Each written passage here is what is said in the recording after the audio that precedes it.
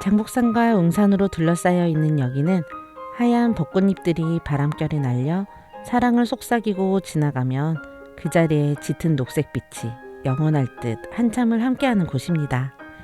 그리고 아무도 모르게 스미듯 노랗게 빨갛게 물든 잎들이 파란 하늘을 돋보이게 하는 곳이기도 합니다. 차가워진 아침바람에 몸을 움츠렸다가도 뽐내는 나뭇잎들을 보면 같이 뽐내고 싶어지는 이곳은 사랑이 넘치는 진해입니다. 사랑합니다. 진해마을 라디오 아름가치의 이정원입니다.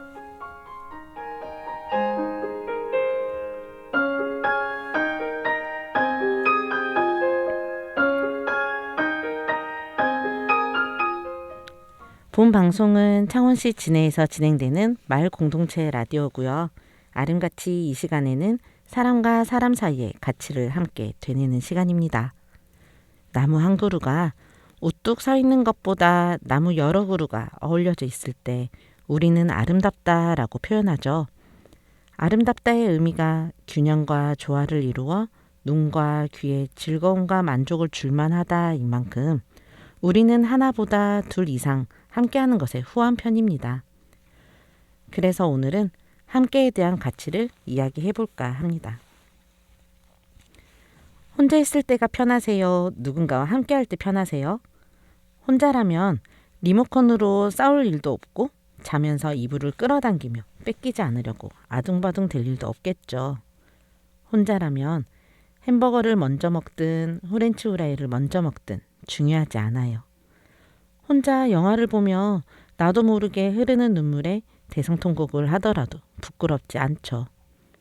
나와 누군가 한 명이 함께할 때는 리모컨 선호를 정하는 가위바위보를 하죠. 양보라는 배려를 통해 좋은 사람이 되기도 합니다. 그리고 내가 좋아하는 장르를 누군가와 나눌 수 있다는 기쁨도 있죠. 나 역시 접하지 않던 새로운 장르를 알 수 있는 기회도 생기고요. 둘이 이불 한 장으로 같이 덮을 때는 우선 여름은 아니겠죠? 겨울이라면 더 따뜻할 수 있겠네요. 이불이 주는 포근함도 있지만 사람의 온기가 전하는 아늑함도 있죠. 둘이 햄버거를 먹는다면 프렌치 후라이를 먼저 먹는 건 당연한 이치 아닐까요? 하지만 너무 욕심내서 급하게 먹다 보면 배가 불러 햄버거를 못 먹을 수도 있겠네요. 햄버거를 먼저 먹은 사람은 프렌치 후라이를 못 먹더라도 또 다른 햄버거를 접할 수도 있겠어요. 둘이 영화를 본다면 내가 보는 시선과 또 다른 시선까지 이야기를 나누며 평론가가 되어 볼 수 있을 겁니다. 셋 이상 함께할 땐 어떤가요? 리모컨으로 무언가를 하지 않아도 다양한 프로그램이 눈앞에 펼쳐집니다. 혼자 봤다면 절대 보지 않았을 프로그램을 웃으면서 시청한 적도 있을 겁니다. 이불 한 장으로 여러 명이 덮는다면 자리 선정이 중요할 것입니다. 운 좋게 가운데로 자리를 선정했다면 이불이 어디로 쏠리든 덮을 수는 있지만 답답함은 감내해야겠죠. 또는 머리를 엄청 쓰게 될 겁니다. 그리고 모두가 이불을 덮는다면 발만 덮이거나 한 명에게 이불을 몰아주고 나머지는 온기를 채우기 위해 다닥다닥 붙어 있을 것입니다. 햄버거를 여러 명이 함께 먹으니 프렌치 후라이가 산처럼 쌓여 있습니다. 먹어도 줄지 않는 걸 경험하게 될 거예요. 햄버거도 반으로 나누어 두 가지 맛을 보게 되네요. 혼자 햄버거 먹을 때보다 콜라는 부족하다는 것을 느끼게 됩니다. 영화도 여럿이 보면 우선 화면이 커지죠. TV보다는 스크린으로 보게 되고 분위기는 산만하거나 더 빠져들거나 극과 극이 될 것입니다. 혼자일 때보다 여럿이 될 때 경우의 수는 늘어납니다. 혼자 사는 집의 물컵은 내가 놔둔 자리에 항상 놓여 있지만 여럿이 사는 집의 물컵은 제자리에 있기가 힘들죠. 혼자 사는 집보다 컵은 많은데 막상 물을 마시려면 컵이 없어요. 그래서 밥그릇을 사용하기도 하고 텀블러를 꺼내 마셔보기도 하며 내가 좋아하는 용기를 알게 되기도 하죠. 또는 주스를 마시기도 하고 우유를 마시기도 하면서 컵이 없어 다양한 음료를 마시는 것에 기쁨을 느끼기도 합니다. 혼자보다 누군가와 함께 한다는 것은 불편함도 많을 수 있고 평온함이 깨질 수도 있겠지만 그만큼 다양한 경험을 할 수 있고 자신이 몰랐던 새로운 나를 발견할 수도 있답니다.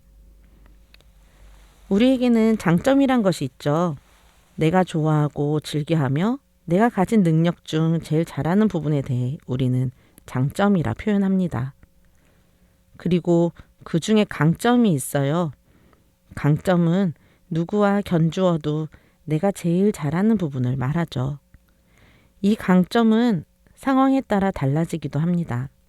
분명 노래를 잘 부르는 줄 알았는데 어느 모임에 갔더니 명함도 못 내미는 경우죠.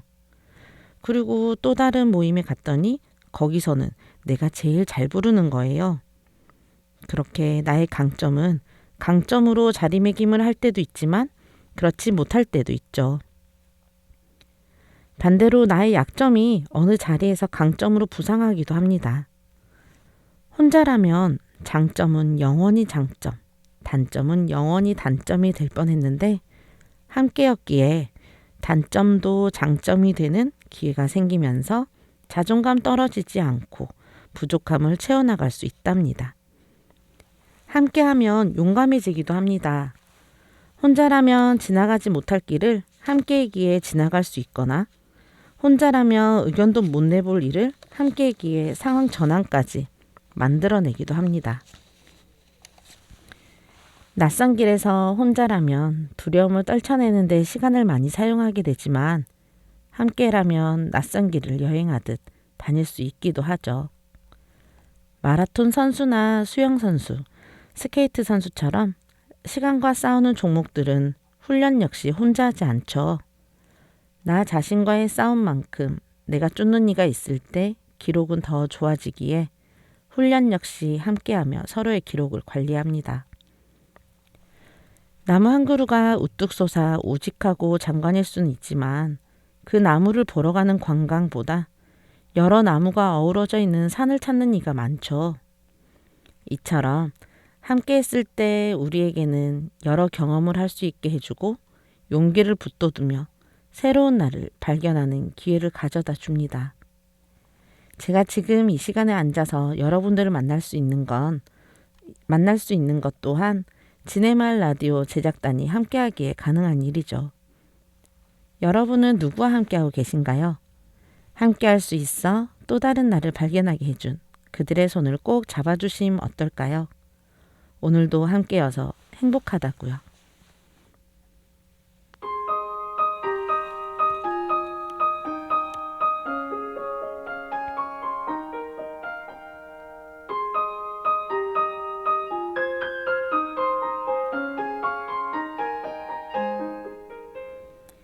오늘은 일상 속의 함께를 이야기해 보았습니다.